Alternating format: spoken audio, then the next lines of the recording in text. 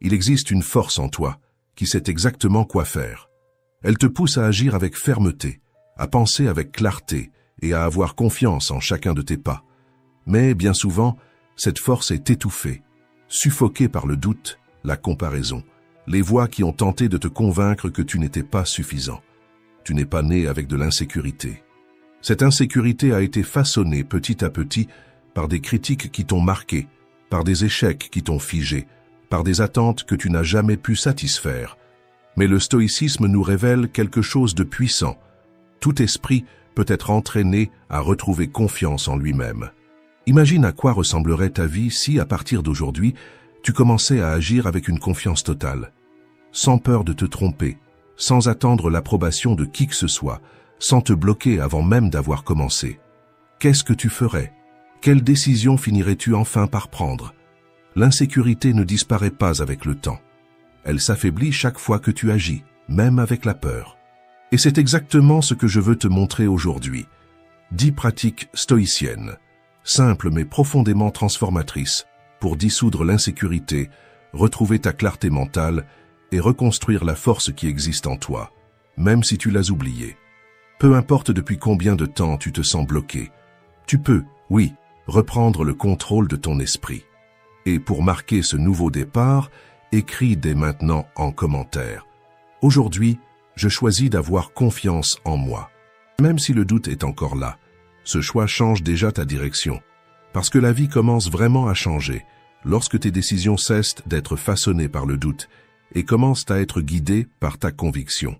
Avant la première leçon, je te demande seulement 2 choses. Aime cette vidéo et abonne-toi à la chaîne. Maintenant, on commence. 1. Tu n'as pas besoin d'être parfait. Combien de fois as-tu renoncé à commencer quelque chose, simplement parce que tu ne te sentais pas prêt? Combien de fois es-tu resté bloqué par peur de te tromper, d'être jugé, de ne pas tout faire parfaitement? Tu n'es pas seul. Beaucoup de gens confondent perfectionnisme et effort. Mais la vérité, c'est que la perfection n'est pas un idéal. C'est une prison. Un piège subtil qui porte le masque de l'exigence, mais qui, à l'intérieur, n'est que peur. Épictète ne demandait pas à ses élèves s'ils avaient tout fait correctement. Il demandait « As-tu progressé ?» Parce que le progrès te fait avancer, tandis que la perfection te fige. Le perfectionnisme n'est pas une force, c'est une insécurité déguisée. C'est la peur de ne pas être assez bon, maquillé en discipline. Tu veux tellement bien faire que tu oublies d'agir, tu attends tant le moment idéal que tu laisses la vie passer sans y participer. Et plus tu essaies de paraître parfait, plus tu te déconnectes de qui tu es. Parce que personne n'est parfait, seul Dieu l'est. Tu es humain, et l'humain apprend, se trompe, recommence, évolue. La perfection exige une image sans défaut, alors que le progrès demande du courage pour recommencer. As-tu déjà remarqué comme le perfectionnisme te vole ton énergie? Tu commences une tâche simple, mais tu y passes 2 fois plus de temps, tu repousses un projet important parce qu'il n'est pas encore assez bien. Tu refuses de montrer ton travail parce que ça peut encore s'améliorer. Et ainsi le monde ne voit jamais ce que tu as de meilleur, parce que tu ne le montres jamais. Marc Aurèle disait « N'attends pas la République de Platon. Contente-toi du moindre progrès et ne considère pas ce résultat comme insignifiant. Ce qui te transforme, ce n'est pas ce qui est parfait, c'est ce qui est fait. C'est ce que tu as eu le courage de mettre au monde, même en tremblant. Et plus encore, quand tu exiges la perfection de toi-même, tu commences à l'exiger aussi des autres. Et là, tout te déçoit. Tu vis à réclamer, à te frustrer, à te comparer, et tu oublies que la vie est faite de processus, pas de performance. Alors aujourd'hui, arrête-toi, respire, et pose-toi cette question avec honnêteté. Est-ce que je cherche à grandir, ou est-ce que j'essaie de paraître irréprochable? Parce que si ce n'est qu'une question d'apparence, tu resteras figé. Mais si c'est une vraie quête de progrès, alors même en trébuchant, tu avances. Et cela, c'est déjà une victoire. La pratique d'aujourd'hui est simple mais puissante. Libère-toi de l'idéal impossible. Fais ce que tu peux, avec ce que tu as, puis améliore. C'est ça le chemin de l'évolution réelle et de l'estime de soi qui grandit à partir de l'action, pas de l'illusion. Si cette leçon a résonné en toi, écris dans les commentaires « Aujourd'hui, je choisis le progrès, pas la perfection ».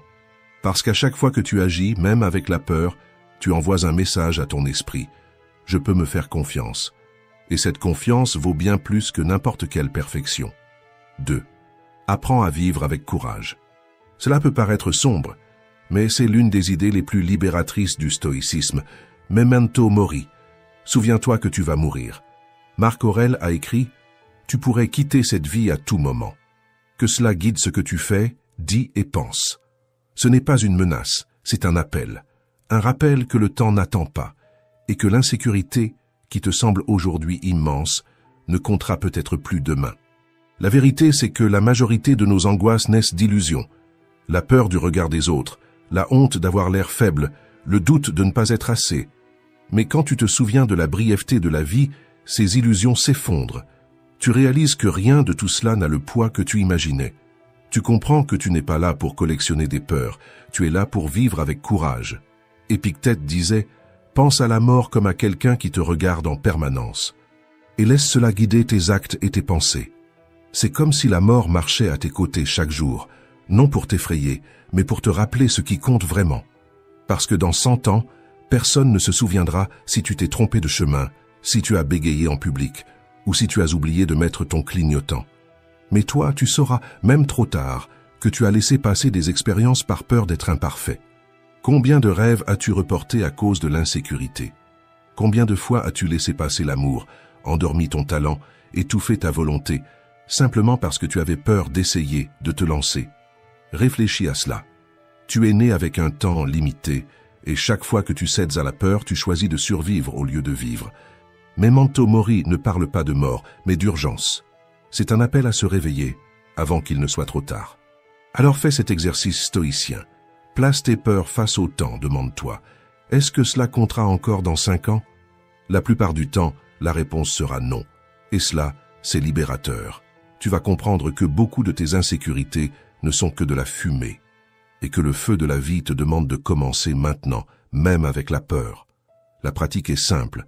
Chaque jour, fais au moins une chose alignée avec la personne que tu es vraiment.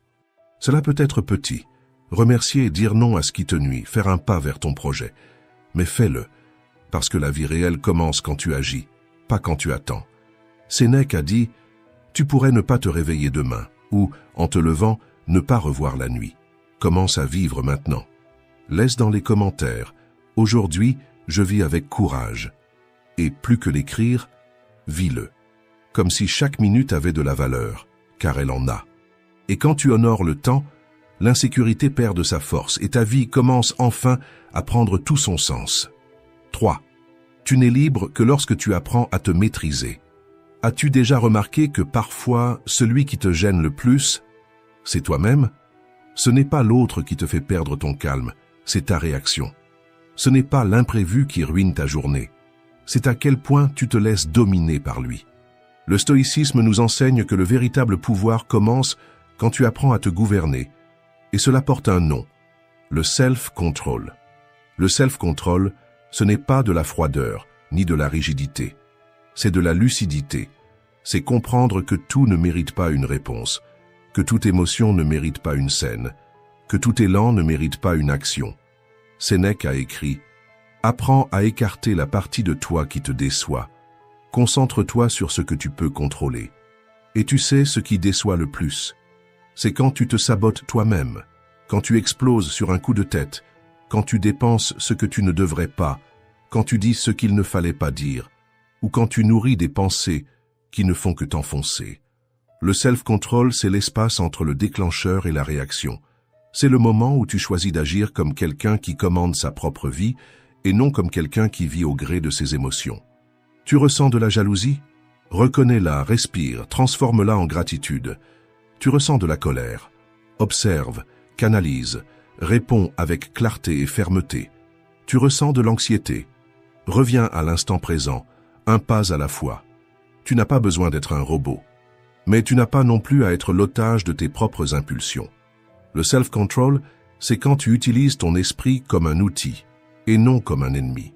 C'est quand tu entraînes ton regard avant la réaction, ta respiration avant la parole, et ta conscience avant la décision. Tu veux un exercice stoïcien simple? Aujourd'hui, observe tes déclencheurs. pas pour te punir, mais pour comprendre. Qu'est-ce qui te fait sortir de ton centre? Qu'est-ce qui te pousse à réagir sans réfléchir? Remarque, nomme et choisis une autre réponse.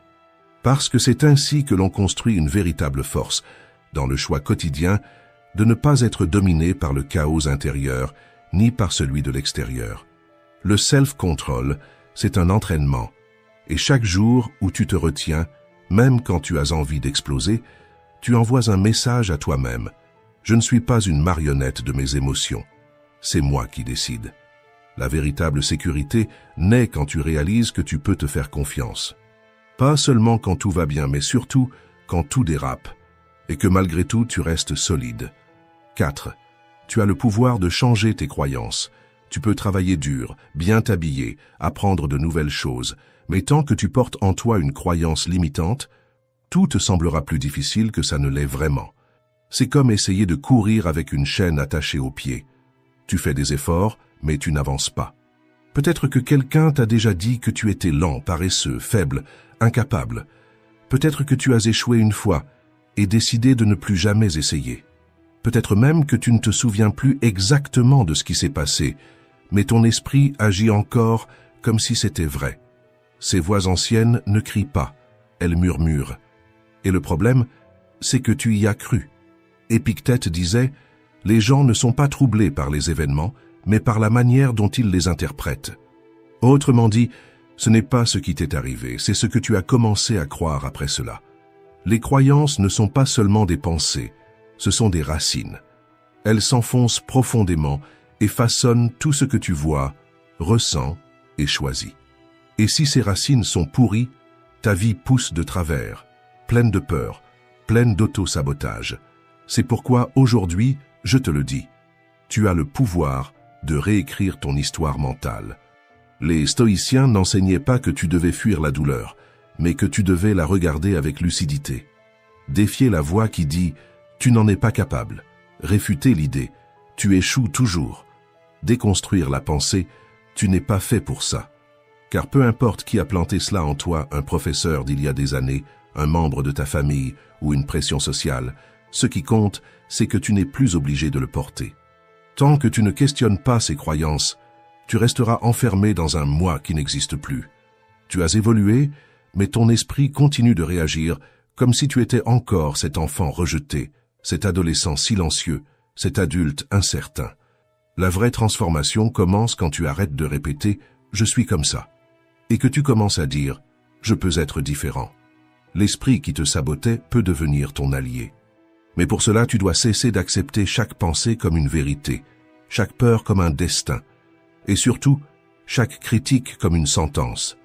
Tes pensées ont besoin de filtres, pas de foi aveugle. Parce qu'une pensée n'est pas un ordre, c'est une proposition. Et tu as le droit de dire « je n'accepte plus ça ». La pratique du jour est simple. Observe tes phrases automatiques. À chaque fois que surgit un « je n'y arrive pas »,« je ne suis pas capable »,« ce n'est pas pour moi », arrête-toi, respire et dis-toi « ce n'est qu'une vieille croyance et je peux en choisir une autre ». Et si cette idée a touché quelque chose en toi, va maintenant dans les commentaires et écris « Aujourd'hui, je choisis de croire en moi ». Fais de cette phrase ton nouveau réflexe. Parce que celui qui change ses croyances change ses possibilités. Et celui qui change ses possibilités change son destin. 5. Contrôle ce qui compte. Libère-toi de ce qui t'enchaîne. Tu te sens parfois inquiet, perdu ou même impuissant parce que tu essaies de contrôler ce qui n'a jamais été entre tes mains. Tu essaies de prévoir comment les autres vont réagir. Tu tentes d'imaginer chaque résultat. Tu veux forcer les choses à se dérouler exactement comme tu l'espères. Et quand ça ne se passe pas ainsi, tu t'effondres. Mais peut-être que ce n'est pas de la fragilité. Peut-être que c'est simplement un manque de clarté sur une chose essentielle. Où s'arrête ton pouvoir et où commence celui du monde? Épictète répétait cela à ses élèves chaque jour. Certaines choses dépendent de nous, d'autres non. C'est le fondement de la dichotomie du contrôle. Une idée simple, mais profondément libératrice. Tu ne contrôles pas l'opinion des autres, tu ne contrôles pas les résultats, tu ne contrôles pas la vie. Mais tu contrôles quelque chose d'infiniment plus précieux. Tes choix, tes actes, ton caractère. L'insécurité naît quand tu oublies cette distinction, Quand tu dépenses toute ton énergie à vouloir plaire, anticiper, maîtriser, et que tu te brises parce que rien ne se passe comme prévu. Tu veux un exemple? Tu te rends à un entretien d'embauche. Et au lieu de te concentrer sur ta préparation, sur ce que tu peux apporter, tu passes la journée à te demander s'ils vont t'aimer, te choisir, te valider. Mais cela ne dépend pas de toi. Ce qui dépend de toi, c'est la manière dont tu te présentes. Ta présence, ta clarté, ta vérité. Et cela, c'est déjà suffisant. Ou dans ton travail, tu t'investis, tu donnes plus que ce qu'on attend, et tu espères la reconnaissance, les compliments, la promotion. Mais ce que tu ne vois pas, c'est que tu places ton estime de toi entre les mains de quelqu'un qui, peut-être, ne regarde même pas.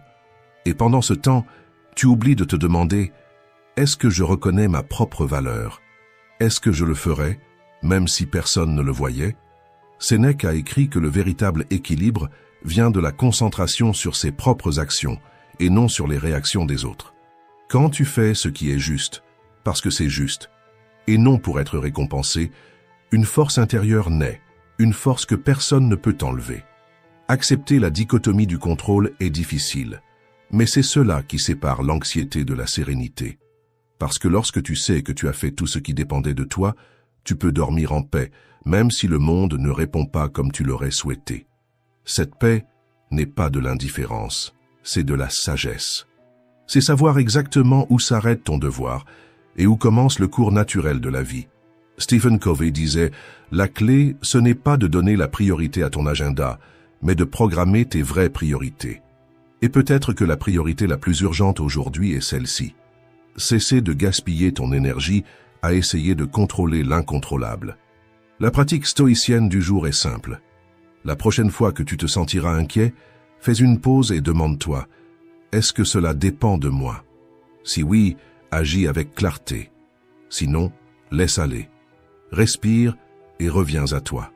Parce que chaque fois que tu te concentres sur ce qui dépend de toi, tu plantes la sérénité.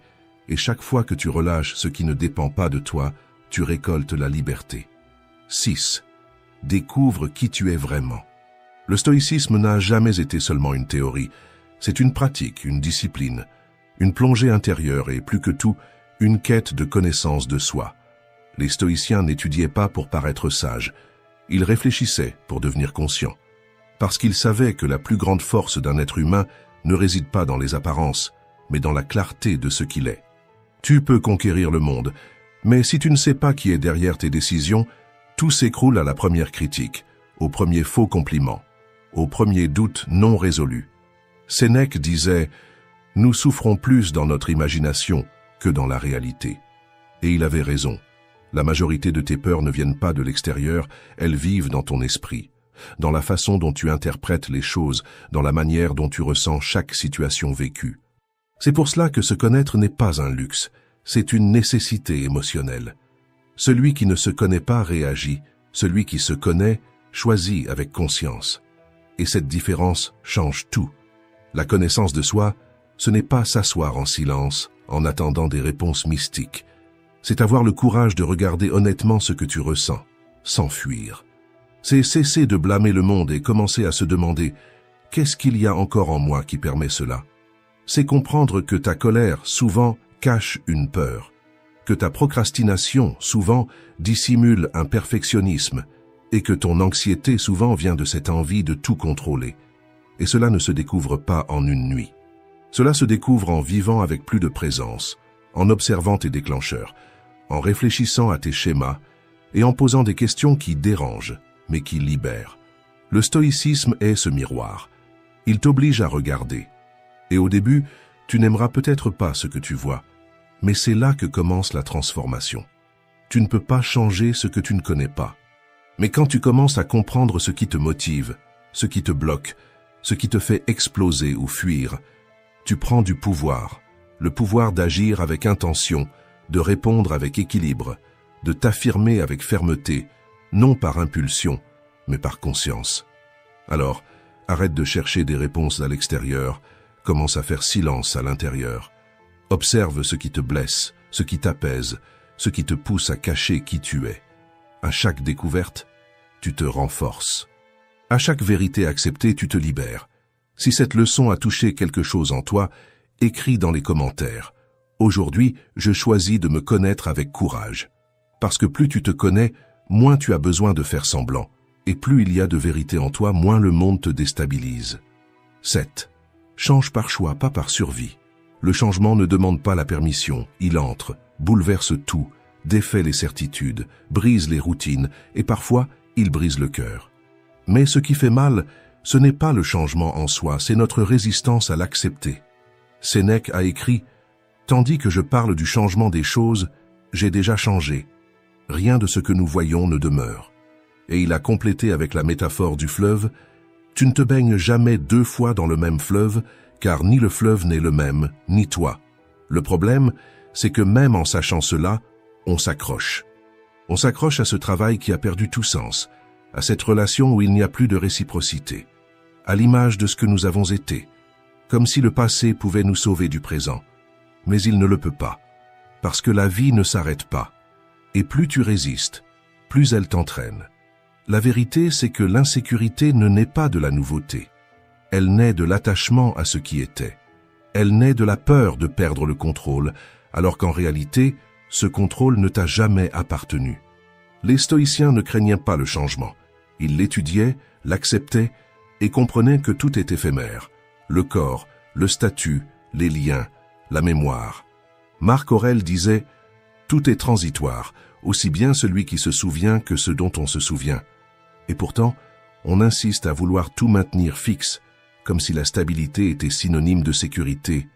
Mais parfois, c'est précisément ce désir de stabilité qui nous emprisonne, nous paralyse et nous fait dépérir en silence. Quand quelqu'un s'en va, quand un cycle se termine, ou quand la vie change de direction, tu as 2 options, résister et souffrir, ou accepter et grandir. Zénon de Cityon, le fondateur du stoïcisme, utilisait une image puissante pour expliquer notre rapport au changement. Il disait que nous sommes comme un chien attaché à une charrette. La charrette, c'est la vie. Elle avancera, avec ou sans ta volonté. Et le chien a 2 options. Suivre le mouvement avec souplesse ou résister et se faire traîner. Le choix existe, mais le chemin ne s'arrête pas.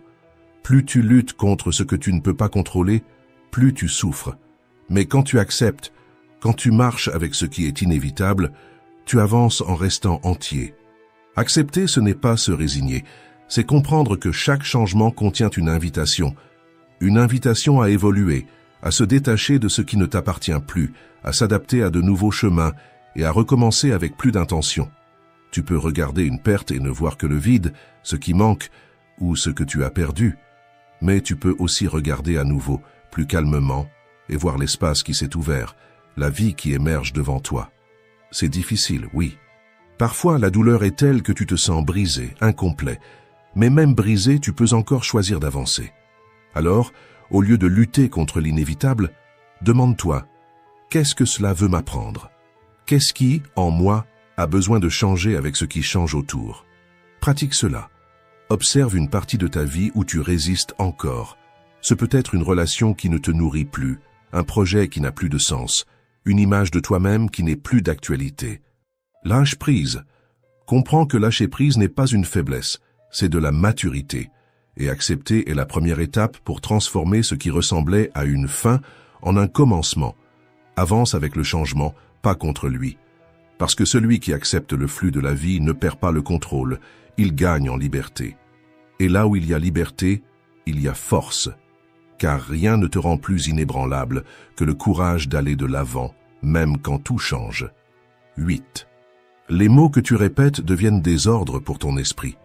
As-tu déjà pris le temps d'écouter ce que tu te dis chaque jour? Peut-être pas à voix haute, mais là, dans le silence de ton esprit. C'est cette voix qui surgit quand tu fais une erreur. Encore ratée. Tu n'apprends jamais. Rien n'avance avec toi. Et tu sais ce qu'il y a de plus dangereux? Ce n'est pas l'erreur, c'est ce que tu te dis à toi-même après. Marc Aurèle a écrit « Ce que tu penses de toi-même est bien plus important que ce que les autres pensent de toi. » Et ce n'est pas de la philosophie de livre, c'est une question de survie émotionnelle. Parce que la manière dont tu te traites à l'intérieur détermine la manière dont tu vis à l'extérieur. Si ton esprit est un champ de bataille, tu vis en alerte, même les jours de paix. Si ton esprit est un tribunal, tu es constamment jugé par toi-même. Mais quand ton esprit devient un refuge, tout change. Tu n'as plus besoin de fuir, plus besoin de te cacher. Tu commences à marcher avec l'assurance de celui qui sait que, quoi qu'il arrive, il existe un endroit sûr en lui-même. Tony Robbins a dit une phrase simple mais puissante. La seule personne qui peut changer ta vie, c'est toi. Et tout commence ici, dans cette conversation silencieuse que tu entretiens avec ton esprit. Alors aujourd'hui, remplace l'accusation par l'orientation. Au lieu de penser « j'ai encore tout gâché », dis « j'ai fait une erreur mais je peux en tirer une leçon ». Au lieu de « rien ne marche pour moi », dis « c'est difficile mais je continue d'essayer ». Ce n'est pas de l'auto-illusion, c'est de l'intelligence émotionnelle. C'est toi au volant de ta propre narration, au lieu d'être pris en otage par des pensées intrusives et cruelles. Et tu veux savoir quel est l'un des meilleurs antidotes au jugement intérieur? La gratitude. Mais pas cette gratitude forcée, mécanique, que l'on affiche à la fin de l'année, non. La vraie gratitude, celle que l'on ressent. Celle qui reconnaît le repas d'aujourd'hui, le toit au-dessus de ta tête, ce corps qui continue de te porter, ces petites victoires que personne n'a applaudies, mais qui t'ont permis de tenir debout. Quand tu commences à remercier, même au milieu de la douleur, ton esprit change de focus. Il te sort de la zone du manque, pour te faire voir ce qui existe déjà. Il t'éloigne de ce qui te blesse, pour te faire sentir ce qui te soutient. Et cela apaise, renforce et transforme. Une autre pratique essentielle, défie tes pensées négatives. Demande-toi, cette voix est-elle vraiment la mienne? Ou ai-je appris à me traiter de cette façon? Est-ce que ce que je pense est vrai ou n'est-ce qu'une peur déguisée en certitude? La plupart des pensées qui nous sabotent ne sont pas des faits, ce sont des interprétations. Et quand tu commences à les remettre en question, tu commences à te libérer. Mais ne sois pas dur avec toi-même. Tu vas trébucher, tu vas te critiquer à nouveau, tu auras des jours difficiles. L'important, c'est de remarquer, puis de revenir. Revenir avec douceur, revenir avec présence, et revenir avec la conscience que tu es en construction. Et si cela t'a touché d'une manière ou d'une autre, écris dans les commentaires. Aujourd'hui, je choisis d'être ma propre forteresse. Parce qu'au bout du compte, la voix la plus importante que tu entends, c'est la tienne. Et quand elle devient ton allié, plus personne n'a le pouvoir de te détruire de l'intérieur. 9. Grandis là où tu te cachais autrefois. As-tu déjà remarqué comme la zone de confort semble, au premier abord, un endroit sûr? Elle t'accueille, te protège, te donne l'impression de tout contrôler. Mais avec le temps, cet abri commence à devenir étroit. Et ce qui semblait être du confort devient une limitation. Le stoïcisme nous enseigne que la croissance se produit en dehors du prévisible. Marc Aurèle a écrit « La vie exige de l'action, pas des garanties ». Et pourtant, on insiste à attendre le moment parfait, le feu vert, la certitude totale, qui ne vient jamais. La vérité, c'est que la zone de confort n'est pas faite de paix, elle est faite de répétitions, et les répétitions mènent à la stagnation. Tu te lèves, tu travailles, tu réponds, tu survis, mais ton âme ne bouge plus. Tu veux changer, mais tu ne veux pas prendre de risques. Tu veux devenir plus fort, mais tu ne veux pas ressentir d'inconfort. Tu veux vaincre ton insécurité, mais tu refuses de quitter ce que tu connais déjà. Épictète disait que l'habitude est un tyran déguisé en routine. Et toute habitude qui te protège trop te limite aussi. Élargir ta zone de confort, ce n'est pas faire n'importe quoi, c'est faire autrement. C'est dire ce que tu as toujours retenu, essayer ce que tu as toujours repoussé, te positionner là où ton ancienne version n'aurait jamais osé se trouver. La neuroscience appelle cela la plasticité. Chaque fois que tu fais quelque chose de nouveau, même de très petit, ton cerveau enregistre. C'est possible. Et peu à peu, ce qui était inconfortable devient familier. Ce qui était impensable devient une habitude. Et ce qui était peur devient fondation. Tu veux savoir comment vaincre l'insécurité? Ce n'est pas en te cachant, c'est en te testant. C'est sortir avec la peur et revenir avec une nouvelle histoire. C'est échouer, apprendre, recommencer avec plus de force. C'est faire ça aujourd'hui, demain et après-demain, jusqu'à ce que le nouveau ne te fasse plus peur, mais t'élargisse. La pratique d'aujourd'hui est simple. Choisis une chose petite, mais en dehors de ta zone. Parle à quelqu'un, donne ton avis, partage une idée, ou change simplement un itinéraire. Ce n'est pas obligé d'être parfait, ça doit juste être différent. Chaque petit pas, hors de ta zone, est un grand pas vers ta confiance en toi. 10. Fais le premier pas vers la vie qui t'appartient. Il arrive un moment où tu dois cesser d'attendre la validation et commencer à te construire de l'intérieur. Un moment où même avec la peur, les doutes et les jours difficiles, tu choisis d'avancer parce que la sécurité que tu cherches à l'extérieur naît en réalité lorsque tu marches avec intégrité, même dans le silence. Marc Aurèle a écrit « Si c'est supportable, alors supporte. Cesse de te plaindre. » Et cette phrase dite avec fermeté n'est pas de la cruauté, c'est une forme de liberté. Elle te rappelle que tu es plus capable que tu ne le crois, qu'en toi réside une force que le monde ne connaît pas, et que toi seul peux l'activer en vivant avec un vrai sens et non pour être applaudi. Ta vie n'est pas une comparaison, ce n'est pas une scène, c'est un chemin. Et ce chemin ne se construira que lorsque tu cesseras de te distraire avec ce que les autres attendent de toi, et que tu commenceras à honorer ce que toi, tu attends de toi-même. Tu n'as pas besoin de tout accomplir aujourd'hui, ni de résoudre ta vie en une semaine. Mais tu dois commencer avec un geste, une habitude, une décision. Le stoïcisme n'est pas une belle théorie à admirer, c'est une pratique exigeante à incarner. C'est se lever avec ce que l'on a, c'est agir même quand on a peur, c'est recommencer avec dignité, c'est se réveiller demain et recommencer encore, même sans témoin. Tu n'es pas ici pour être parfait. Tu es ici pour évoluer, pour construire, pierre après pierre, une vie qui reflète ta vraie valeur.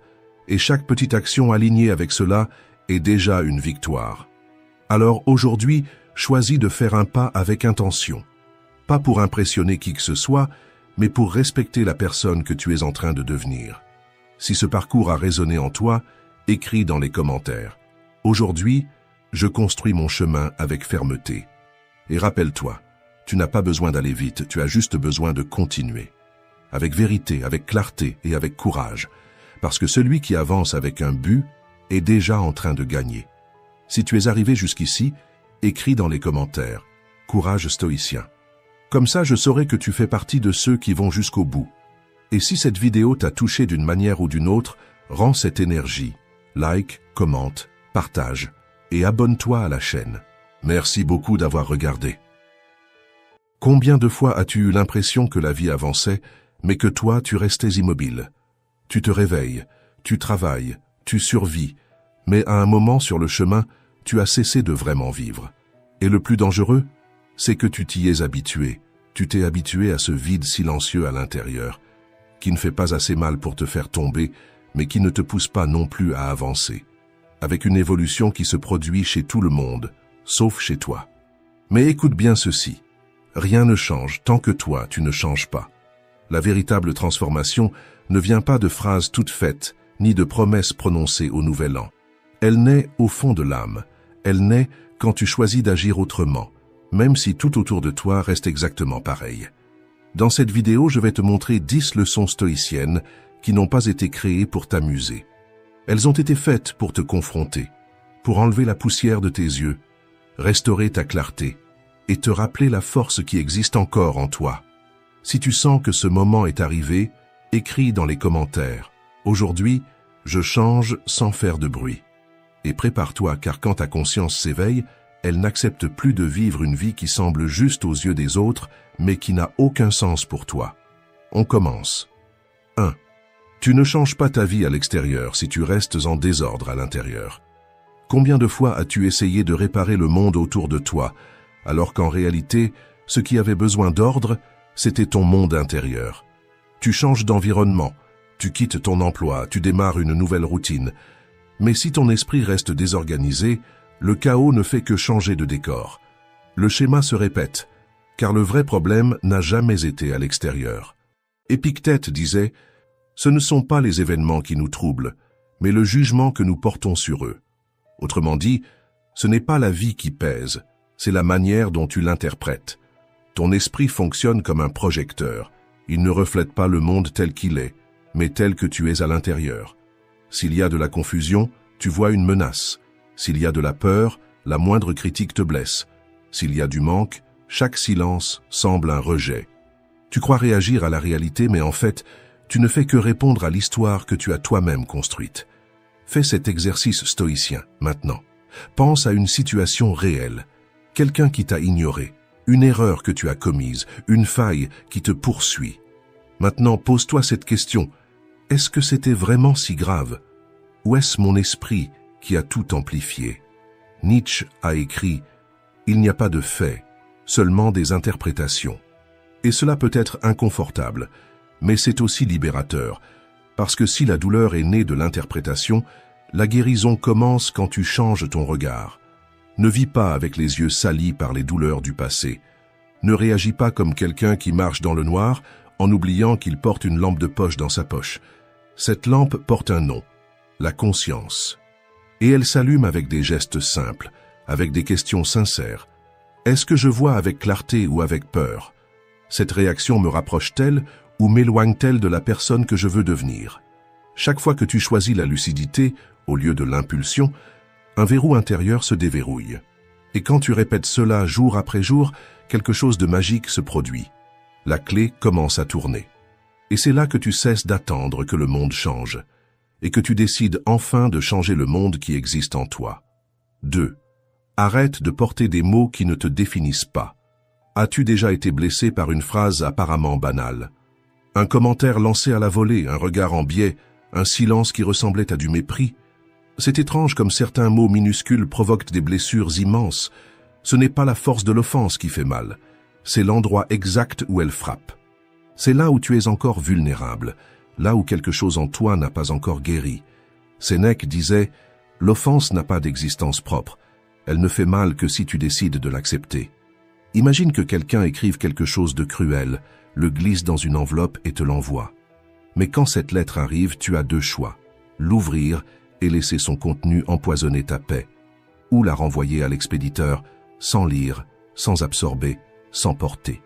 La plupart des gens ouvrent, lisent, gardent et portent cela pendant des jours, des semaines, voire des années, comme si cette phrase définissait qui ils sont. Mais ce n'est pas le cas.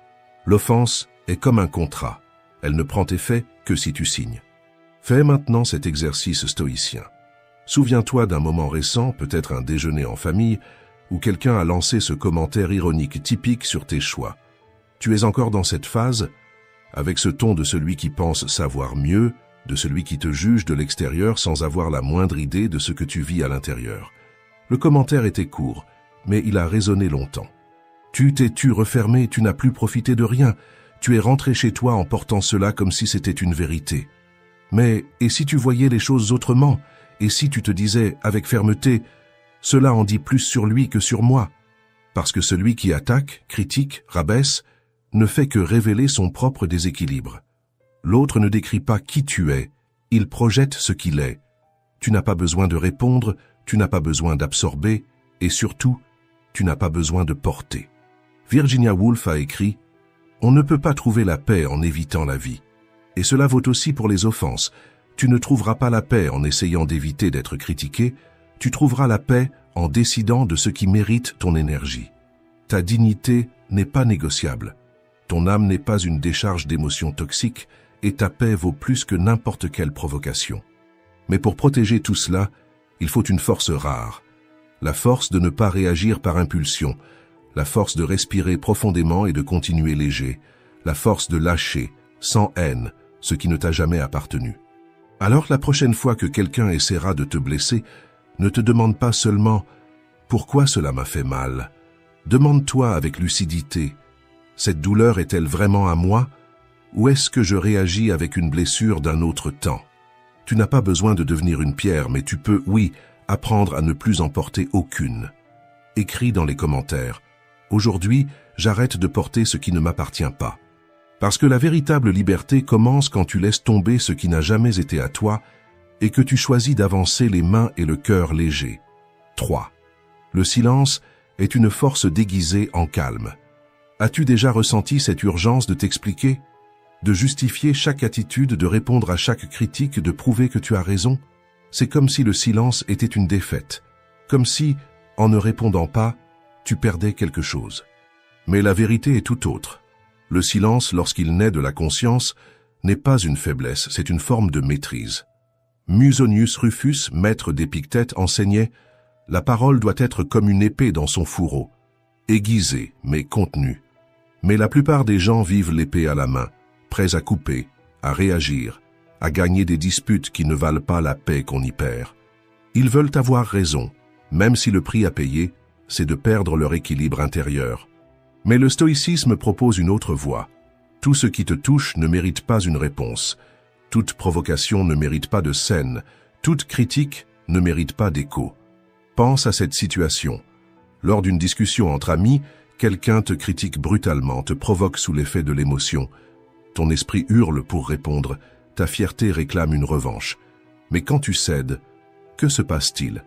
Tu perds du temps, de l'énergie, et tu t'éloignes de la personne que tu veux devenir. Parler est un réflexe, se taire est un choix. Et pas n'importe quel choix, c'est une force raffinée. C'est comme un bambou qui plie sous le vent sans casser, non pas parce qu'il est fragile, mais parce qu'il comprend que résister à tout n'est pas sagesse, c'est obstination. Le vrai silence n'est pas vide, c'est de la lucidité, la suspension de l'ego. Quand tu ne réponds pas par vanité, par peur, par insécurité, quand tu comprends que celui qui est en paix n'a rien à prouver. Et il y a plus de puissance dans cela que tu ne l'imagines. Parce que le silence révèle aussi, quand tu ne rends pas les coups, l'autre se retrouve face à son propre poison. Quand tu n'alimentes pas le jeu, il perd son sens. Quand tu ne cries pas, ta maturité crie pour toi. Mais attention, le silence n'est pas de la soumission, c'est une stratégie. C'est se dire à soi-même, je pourrais répondre, mais je ne sacrifierai pas ma paix pour ce qui ne m'élève pas. Le vrai stoïcien ne réagit pas. Il observe, il comprend, puis il choisit. Et parfois, le choix le plus puissant, c'est de rester silencieux. Non pas parce qu'on n'a rien à dire, mais parce qu'on a déjà compris ce qu'il vaut la peine de préserver. Rainer Maria Rilke a écrit « Le silence est quelque chose qui pousse en nous comme un arbre. Il a besoin de racines. Et plus tu enracines ce silence, moins tu te laisses ébranler. Alors, la prochaine fois que quelqu'un tente de te faire sortir de ton centre, ne réagis pas immédiatement. Respire et ressens la force de ne rien avoir à prouver, car tu t'es déjà vaincu toi-même. 4. L'esprit incontrôlé est ton pire ennemi. Parfois, c'est comme s'il y avait une guerre à l'intérieur de toi. Une partie veut rester calme, l'autre veut crier, une veut fuir, l'autre sait qu'elle doit rester. Cette bataille intérieure n'est pas une faiblesse, c'est un signe de conscience. C'est ton côté lucide qui essaie de reprendre la barre avant que le chaos ne prenne le contrôle. Zénon, fondateur du stoïcisme, disait « La plus grande victoire est sur soi-même, car conquérir le monde est facile pour celui qui n'a jamais essayé de maîtriser sa propre colère, son angoisse, l'impulsion d'abandonner tout simplement. Maintenant, pense à une situation réelle. Tu reçois une critique injuste au travail. Aussitôt, ton esprit s'emballe. On m'attaque. On ne reconnaît pas mes efforts. On me dévalorise toujours. Et avant même que tu ne t'en rendes compte, l'émotion a déjà pris le volant. Tu agis sous l'impulsion, et les dégâts arrivent, à l'intérieur comme à l'extérieur. Mais la vérité, c'est que ce qui blesse, ce n'est pas ce qui a été dit, c'est ce que tu as conclu de ces mots. C'est ce que cette phrase a touché en toi. Aucun mot ne te blesse de l'extérieur vers l'intérieur. Il fait mal parce qu'il trouve une blessure encore ouverte à l'intérieur. Et c'est là que le stoïcisme entre en jeu. Pas pour te rendre froid, mais pour t'apporter de la clarté émotionnelle. Pour t'apprendre que dominer la tempête, ce n'est pas étouffer ce que tu ressens, mais apprendre à le conduire. Comme on apprivoise un cheval sauvage, avec fermeté, sans violence. La colère a une voix. La précipitation crie, la peur chuchote. Mais celui qui choisit la direction, c'est toi. Chaque fois que tu respires avant d'agir, chaque fois que tu choisis la pause avant l'explosion, tu renforces ce muscle invisible qu'est l'autocontrôle. Imagine ton esprit comme une table de contrôle. Face à chaque déclencheur, les boutons clignotent en rouge, explosent, fuient ou ripostent. Mais tout au centre, il y a un bouton silencieux, presque oublié, avec un seul mot, observer. C'est ce bouton que le stoïcien apprend à activer parce qu'il a compris une vérité profonde. Ce n'est pas la première pensée qui définit qui tu es, c'est la seconde. Celle qui arrive quand la poussière est retombée et que la conscience reprend le poste de commandement. Sénèque a écrit « Plus tu as de pouvoir sur toi-même, moins le chaos a de pouvoir sur toi. » Et le chaos viendra, les critiques viendront, les moments difficiles ne cesseront jamais. La question est, vas-tu continuer à être emporté par la vague Ou vas-tu enfin apprendre à ramer? Se dominer soi-même, c'est comme dresser un animal sauvage. Au début, il résiste, il crie, il se débat, mais avec la répétition, il apprend, et ton esprit aussi. Il apprend qu'il ne commande plus. Il apprend que celui qui répond désormais, ce n'est plus l'impulsion, c'est ta conscience. Écris dans les commentaires, aujourd'hui, je choisis de ramer, pas de réagir. Cette phrase est ton nouveau manuel de commande, parce que la tempête passera. Mais celui qui tient la barre à partir de maintenant, c'est toi. 5. Si tu dis oui à tout, il ne restera bientôt plus rien de toi. Il y a des gens qui passent leur vie à dire oui pour plaire, pour éviter les conflits, pour être acceptés. Et ensuite, ils se demandent, pourquoi suis-je si épuisé? Pourquoi est-ce que je me sens utilisé, amer, invisible? La réponse est simple et difficile à entendre. Celui qui ne fixe pas de limites devient un territoire sans frontières. Et le monde, lui, n'a pas de frein. Il entre, il prend place, il exige, il s'impose, jusqu'à ce qu'il ne reste plus rien de toi dans ta propre vie. Tu acceptes des services que tu ne veux pas rendre. Tu fais semblant d'aller bien alors que tu es brisé. Tu tolères des conversations qui te vident, juste pour ne pas paraître impoli. Tu avales des mots, tu ravales des envies, tu retiens ta colère. Mais pendant que tu t'efforces d'éviter un conflit à l'extérieur, tu déclenches une guerre silencieuse à l'intérieur entre ce que tu ressens et ce que tu autorises. Confucius disait « Si tu ne te respectes pas, personne n'apprendra à te respecter ». Cette phrase est un avertissement et un miroir. Il ne s'agit pas d'être dur, mais d'être clair. Tu n'as pas besoin de devenir une pierre, mais il faut arrêter d'être un chiffon. Fixer des limites n'est pas de l'égoïsme, c'est de la sagesse. C'est apprendre à dire avec calme et fermeté « Je ne suis pas disponible en permanence. Je n'accepte pas d'être envahi émotionnellement. » Le non que tu évites à l'extérieur devient rancœur à l'intérieur. Et le oui prononcé avec un corps tendu, une colère contenue, une âme silencieuse, c'est celui-là qui fait le plus de mal. Alors pratique dès maintenant. Choisis une situation simple, un message, une demande, une pression déguisée, et dis non, avec respect, mais avec fermeté. Et observe comment ton corps réagit, comment ton énergie change. C'est la première pierre de la reconstruction. Maintenant, écris. Mais pas ici. Écris à la main sur un papier. Colle-le sur ton miroir, sur ta porte, dans ton portefeuille, où tu veux. Mais écris-le comme on fait un pacte avec soi-même. Mon espace a de la valeur. Mon temps a un prix. Et j'en suis le gardien. Car celui qui apprend à protéger son propre territoire ne se sent plus jamais perdu dans sa propre vie. 6. Les pensées ne sont pas inoffensives, elles prennent racine en toi.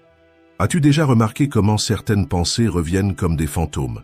Une phrase cruelle que quelqu'un t'a dite il y a des années, un souvenir qui aurait déjà dû cicatriser, une peur qui ne s'est jamais réalisée, mais qui insiste pour revenir comme si elle était vraie. Ces pensées sont comme des visiteurs indésirables. Elles frappent à la porte de ton esprit, et si tu les invites à entrer, elles ne se contentent pas de rester. Elles redécorent la maison, changent les meubles et occupent les meilleures pièces de ta paix. Marc Aurèle a écrit « L'âme devient ce qu'elle contemple ». Autrement dit, ce que tu regardes trop longtemps, ce que tu nourris, façonne qui tu es. Si tu passes ton temps à te critiquer, tu commences à vivre contre toi-même. Si tu cultives la peur, tu bloques même ce qui était simple. Si tu penses à l'erreur, tu revis la culpabilité. Si tu penses à l'absence, tu oublies la présence. Tu appelles cela de la réflexion, mais en réalité, tu es en train d'arroser la blessure avec de la culpabilité, de la peur et du doute. Et ce qui est arrosé pousse. Fais cet exercice stoïcien maintenant. Observe une pensée négative revenue aujourd'hui, puis réponds avec clarté. Est-elle réelle? Est-elle utile? Te renforce-t-elle ou t'affaiblit-elle? Car les pensées ne sont pas neutres, ce sont des graines. Et l'attention que tu leur donnes est l'eau qui les fait s'enraciner. Le résultat? Tu commences à douter de toi, à voir le monde à travers un filtre de peur, à prédire l'échec avant même d'avoir essayé. Et le pire, tu ne te rends même pas compte que tu nourris ton propre ennemi. Le stoïcisme ne te demande pas d'ignorer tes pensées sombres, mais il t'apprend à choisir, lesquelles tu laisses grandir, lesquelles tu arraches à la racine. Pense à ton esprit comme à une serre. Tout ce que tu y laisses entrer a une chance de fleurir. Si tu plantes la comparaison, tu récoltes la frustration. Mais si tu plantes le courage, même avec la peur, tu récoltes le dépassement de soi. Surveiller ton esprit est un acte d'amour envers toi-même. C'est regarder une pensée destructrice et dire « Tu n'habiteras pas ici ». Quand cette voix viendra chuchoter « Tu n'es pas capable », remplace-la par « Je suis encore en train d'apprendre ». Quand surgira le « J'échoue toujours », réponds avec fermeté « Je suis en construction ». Ces phrases ne sont pas des phrases toutes faites, ce sont des ponts entre celui que tu as été et celui que tu peux devenir. Sénèque a écrit « C'est le pouvoir de l'esprit et non les circonstances qui déterminent notre bonheur. Et ce pouvoir est entre tes mains. Respirer au lieu de sombrer, observer au lieu de réagir, rediriger au lieu de répéter. Tu n'as pas besoin de contrôler tout ce que tu penses, mais tu dois cesser de nourrir ce qui t'affaiblit. Et c'est le début d'un nouveau cycle, où ton esprit cesse d'être un champ de bataille et devient le terreau fertile d'une vie plus légère, plus lucide et plus vraie. 7. Toute présence n'est pas amour. Certaines ne font que drainer ton âme. T'est-il déjà arrivé de quitter une conversation en te sentant vidé alors que tu avais à peine parlé? D'être proche de quelqu'un et au lieu de te sentir vu, avoir l'impression de disparaître de l'intérieur? Comme si, sans t'en rendre compte, une partie de toi était restée derrière. Ce n'est pas de la sensiblerie, c'est ton corps qui essaie de protéger ton âme. C'est ton énergie qui te prévient. Toute présence n'est pas une compagnie. Certaines sont une intrusion. Plotin disait « Tu ne peux pas purifier l'eau si la source reste empoisonnée ». Et c'est l'une des vérités les plus ignorées par ceux qui essaient de se guérir, tout en restant entourés de ceux qui les rendent malades.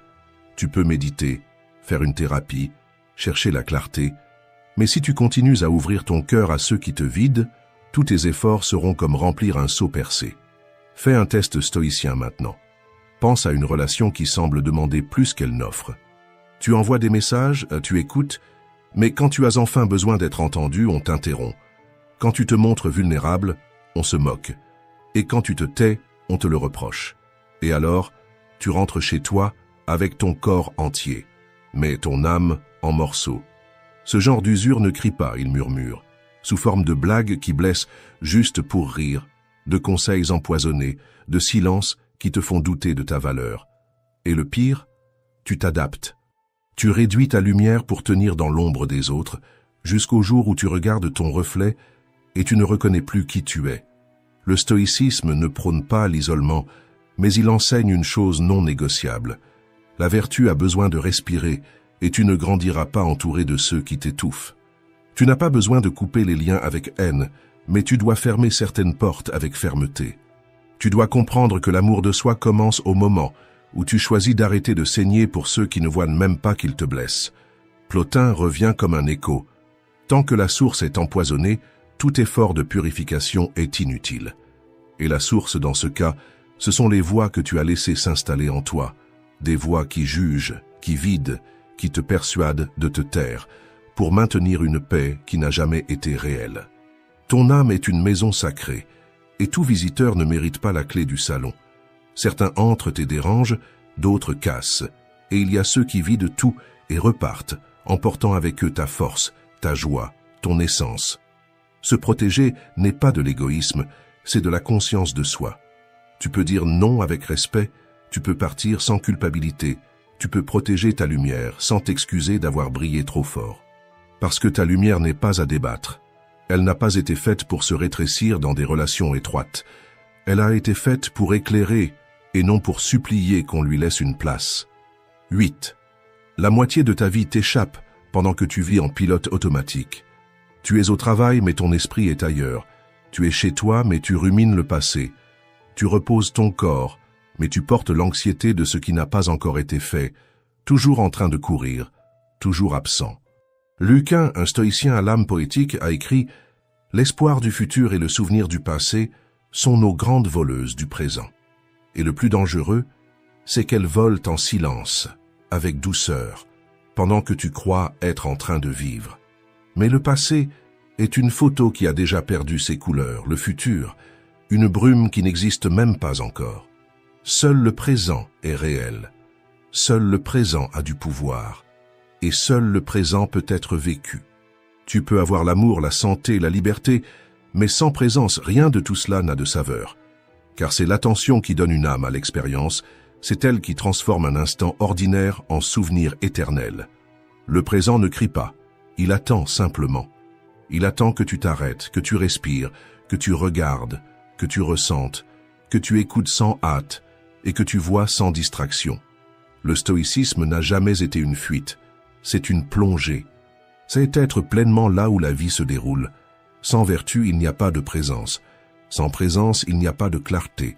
Et sans clarté, tu ne fais que répéter le chaos. Pense à cela. Cette conversation que tu n'as écoutée qu'à moitié, ce temps avec ceux que tu aimes, gâché par une tête ailleurs. Ce samedi de repos où ton esprit était déjà au lundi. Ces moments sont passés et tu n'étais pas vraiment là. Et ce qui n'est pas vécu se perd.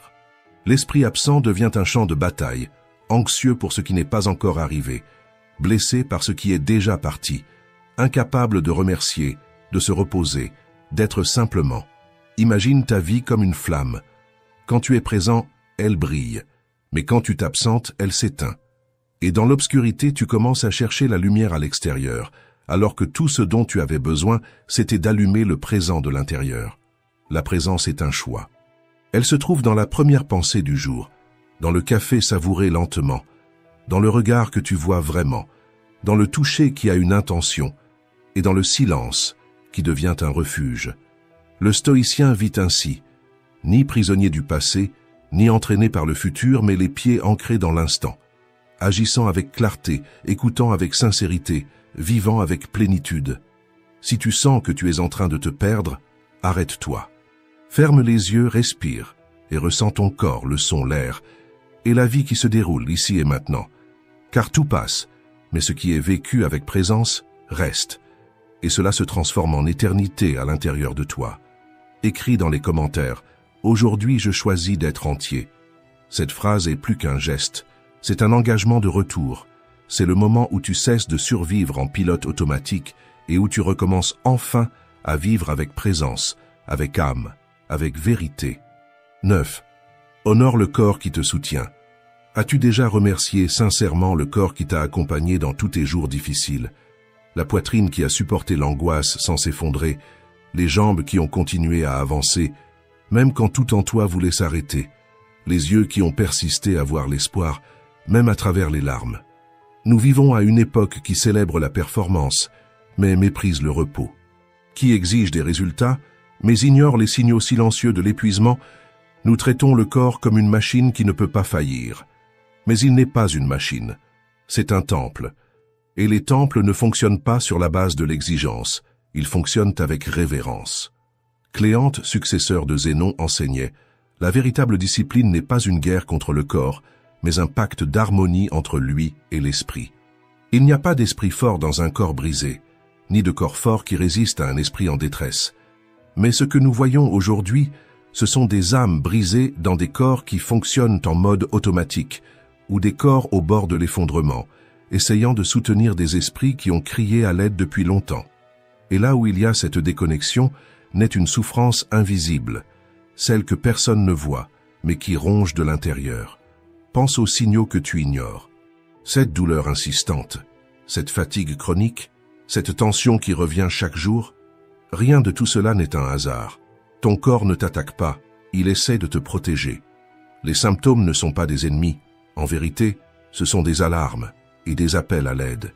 Tu exiges de la concentration, de la présence, de la clarté, mais tu offres à ton corps des restes d'énergie, un sommeil fragmenté, une alimentation précipitée et des exigences infinies. Puis, lorsqu'il s'arrête, tu appelles cela de la faiblesse. Mais ce n'est peut-être pas de la faiblesse, peut-être seulement de la négligence accumulée. Le stoïcisme ne sépare pas le corps et l'âme. Il comprend que le soin de soi n'est pas de la vanité, c'est une stratégie de survie, parce qu'il n'y a pas d'épée bien affûtée sans un bras solide pour la tenir.